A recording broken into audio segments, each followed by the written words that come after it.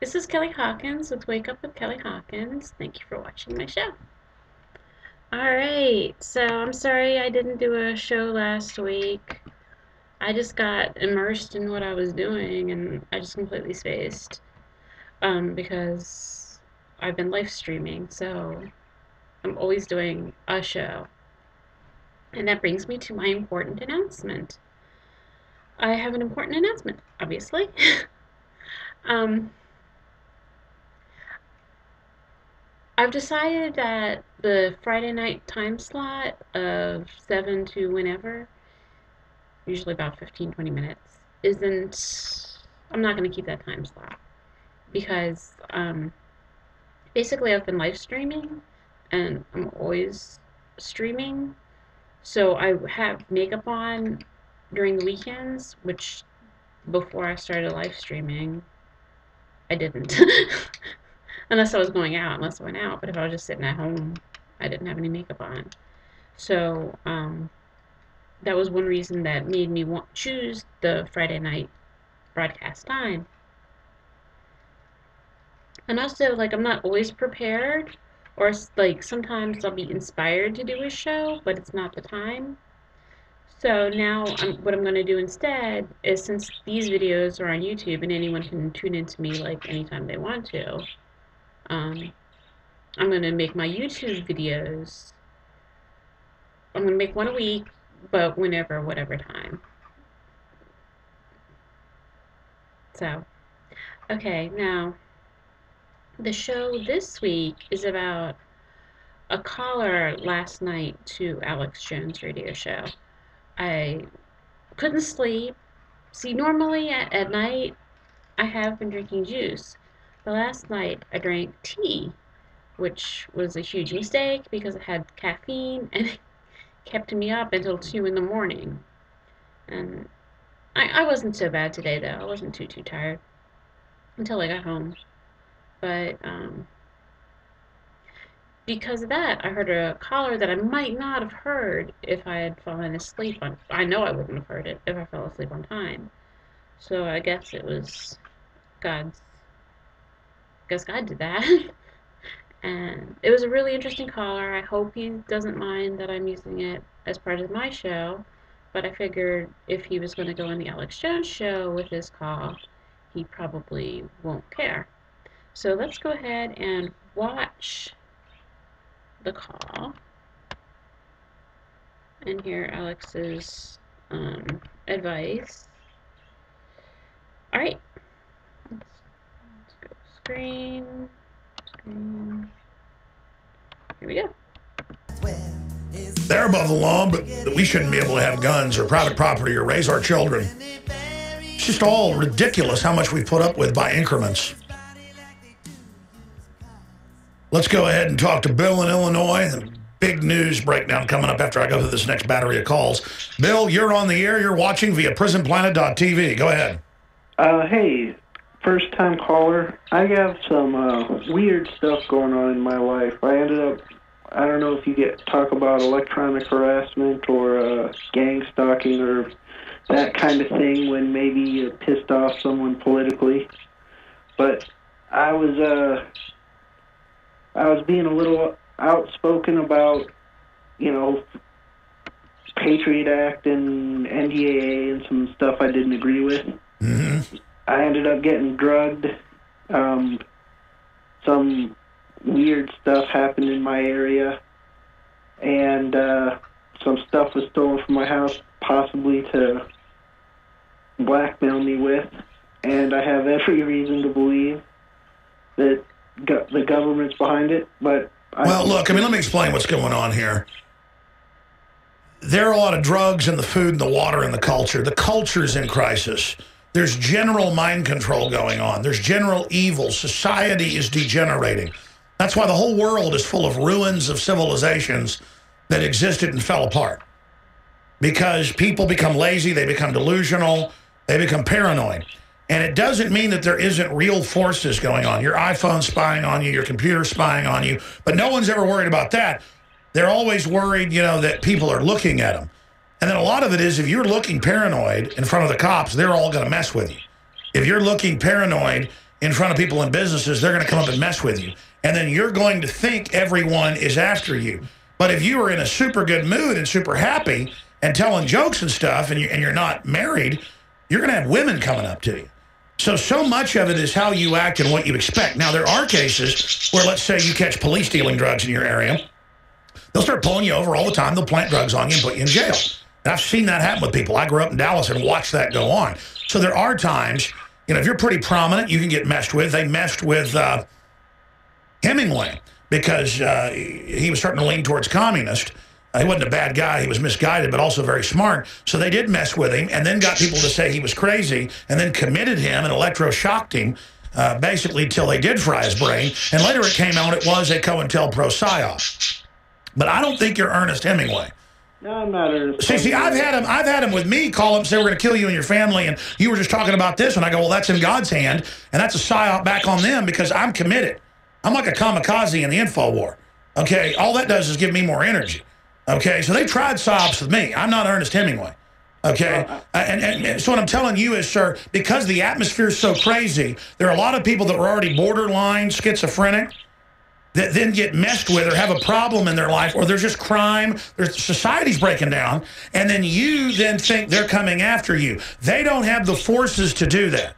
They try to announce they're spying on everybody to scare you in a panopticon psychology system. Look up panopticon. Okay, to where you believe you're being watched all the time when you're really not. Now, they are watching all the time, but they can't access it even with supercomputers because a human has to interpret it. And what are they going to act against? We are the majority. So get past your fear. I'm going to tell you right now, sir, do you believe in God? Off and on. But just listen, believe in God, believe in justice, okay? And ask God to give you protection because believe me, it's real. Ask God to show you your guardian angel.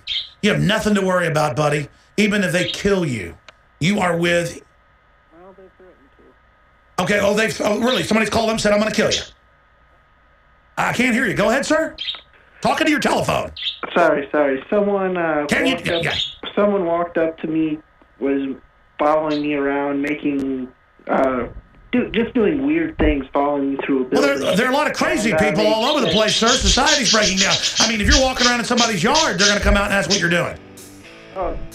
Listen, stop acting paranoid. See, people always accuse me of being paranoid. I'm the opposite. I know what's going on. I'm in their face. I'm walking around, no bodyguards, no nothing. I'm the opposite of that. I know what's going on. They use paranoia and intimidation to make us all scared. The wicked flee when none pursue. You're not wicked, my friend. Don't flee. We'll be right back with more calls. Stay with us. So that was a really good call. I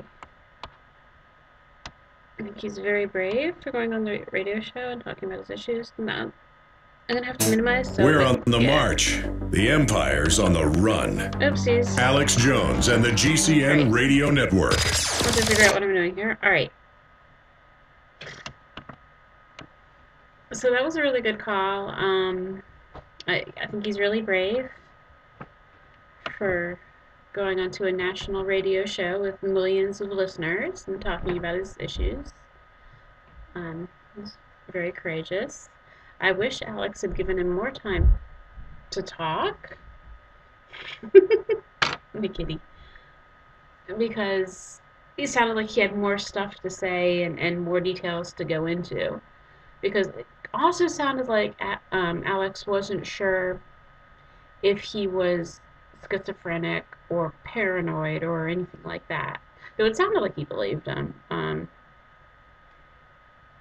the advice Alex gave was the best. Trust in God, number one. And number two, don't be afraid. Don't be paranoid. Just be happy. You know, even if you're getting messed with, don't let the really mess with you. Don't let it affect you. Because if that's their goal and you don't want them to achieve their goal, don't let them. If their goal is to mess with you, which I don't believe it is. Okay, I'm going to get into that in a minute. Number one, he said the first thing that happened to him was he got drugged. Well, that does happen. Um, there have been times in the past, the distant past, where it's been well documented and talked about and written about. Number one, the CIA in the 1950s, they went to France and they filled aerosol canisters with an LSD solution, and they sprayed this small town in France with this LSD just to experiment to see what it would do. And that is talked about in the book um, A Terrible Mistake, and it's about Frank Olson because he was working for the CIA. I think he was a microbiologist. I'm not exactly sure. And he was one of the people involved in spraying the town. And he felt really guilty about it. He ended up talking to somebody, and then they ended up drugging him with the LSD. And he eventually got thrown out of a window in New York City. Um, so that book, A Terrible Mistake, it's about Frank Olson. It's really good. I've I've started reading it. Back when I had a dog, it chewed up the cover. So now I have the book coverless, but it's in my storage area in New Hampshire. But I read a good enough portion. Um, that happened in the 1950s, and in the 1960s, you can read the book from the 1960s. You can read the book The Electric Kool-Aid Acid Test. It was written by Tom Wolfe, and in it, Wavy Gravy, he would take um, spray guns, water guns, and he filled them up with an LSD solution, and he sprayed parties, people at parties. Um, and also in a concert at the end of the 60s at Altamont, they gave out bad acid, and they had a lot of people having really, really bad trips. So these are all well documented, part of history. So, and he also mentioned being group stalked, and I want to talk about the nature of that. Okay, pretty much when that happens, there's somebody controlling the group. So I call that number one, the oppressor. Then there are the group members. I call them number two, puppets. And then there's the victim, number three, the victim. Okay, so my view is the oppressor wants to see how much they can control the puppet. So what they do is they invent a victim, or it could be somebody who, like he said, he was speaking openly about government corruption, and he felt that he was made a target because of that, which is a very, very good possibility. So, um, but so the oppressor, gets the puppet to torment the victim. But what neither the puppet nor the victim are aware of, they're not aware of the oppressor's true goal. The oppressor's goal isn't to hurt the victim. The oppressor's goal is to control the puppet as much as possible and to get the puppet to do things that they would not ordinarily do. And just to see um, how much they can control the puppet into doing weird things, or whatever, harassing people, or just whatever. That's their goal. Like, both the puppet and the victim thinks hurting the victim is the oppressor's goal, when it's not. I mean, it's a happy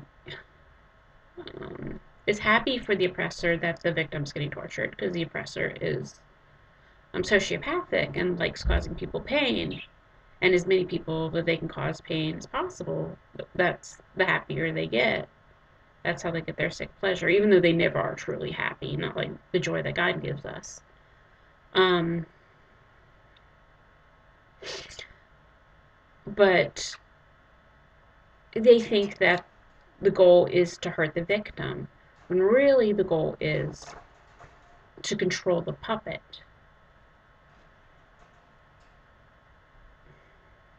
Yeah, I don't have a real better way of explaining it. I think that's pretty self-explanatory. And I hope the caller decides to ignore it, really. That's the best thing to do. Trust God and ignore the way they're messing with you. That really is the best way to handle the situation. Alex Jones was completely correct. You just trust God, know that you have guardian angels, and accept that everything is going to happen the way God wants it to happen.